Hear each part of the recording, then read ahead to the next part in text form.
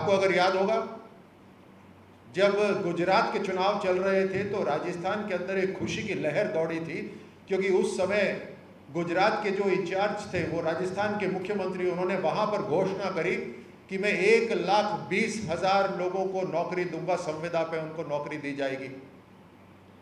आज उसको कई साल हो गए हैं और अभी तक केवल 3 से 4 हजार लोगों को संविदा पे नौकरी मिली है।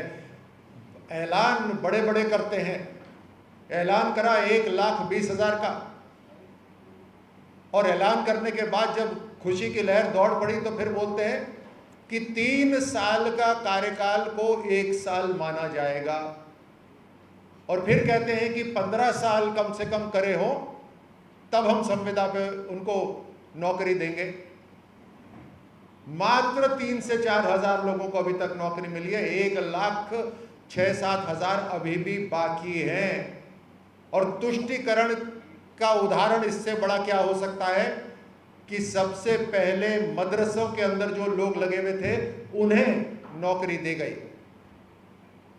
ये सरकार कुछ खास वर्ग के लिए है, किसी एक वर्ग के लिए काम करती है या सबके लिए काम करती है? पूरे राजस्थान ने इनको जिम्मेदारी दी, लेकिन ये तुष्टीकरण की राजनीति करते हैं। अभी हाल ही में पशुपालन विभाग के अंदर एक डॉक्यूमेंट आया है कि 3,000 लोगों को जो नौकरी पे लगवाना था वो नौकरी पे ना लगवाकर अब उनको थर्ड पार्टी कॉन्ट्रैक्ट पे लगाया जाएगा। ये नौकरी का मॉडल मानते हैं राजस्थान सरकार इसको। एक तरफ प्रधानमंत्री जी हर बार जब नौजवानों का सम्मेलन करते हैं तो कम से कम 60-70 हजार युवाओं को नौकरी मिलती है, वो भी सरकारी नौकरी। अभी तक कई लाख युवाओं को सरकारी नौकरी मिल चुकी है। 10 लाख नौकरियां केंद्र सरकार सरकारी नौकरियां देगी, और उसका सामना राजस्थान की सरकार कर रही है ऐलान बड़े कर कर, लेकिन नौकरी देने का जो नाटक कर रही है वो थर्ड पार्टी कॉन्ट्रैक्ट से नौकरी दिलवा रही है। बाकी विभागों में भी यही हो रहा है, थर्ड पार्टी कॉन्ट्रैक्ट से नौकरी दिलाई जा रही है। 6,000, 7,000 या 8,000 रुपए के अंदर महीने की नौकरी, ये राजस्थान का नौकरी देने का मॉडल है।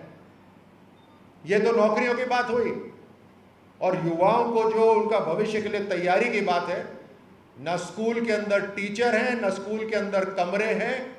अंग्रेजी स्कूल है तो अंग्रेजी टीचर नहीं है, न कॉलेजेस इनके सही तरह काम कर रहे, न विषय इनके सही हैं, पूरे विषय नहीं हैं, और ये जब इम्तिहान भी कराते हैं वो पूरे राजस्थान उससे पीड़ित है। देखिए, जहाँ तक भाषा का प्रयोग है, ये जो तुच्छ भाषा का, घटिया भाषा का जो इस्तेमाल करते हैं, वो भारत की, देश की राजनीति को एक गटर के लेवल पर ले जाना चाहते हैं। उनका पीछा वहाँ पर कोई नहीं करेगा, अपने आप को गटर में अकेला ही पाएंगे, भाषा में भी गटर में ही पाएंगे और राजनीति के अंदर भी वहीं पाए जाएंगे। उनकी परवरिश दिखाती है जिस तरह की भाषा वो देश के प्रधानमंत्री के लिए बोलते हैं। जहाँ तक बात रही मणिपुर की या नॉर्थ ईस्ट की, तो 2014 से पहले जब यूपीए सरकार थी तो इन्होंने परवाह ही नहीं करी थी नॉर्थ ईस्ट की।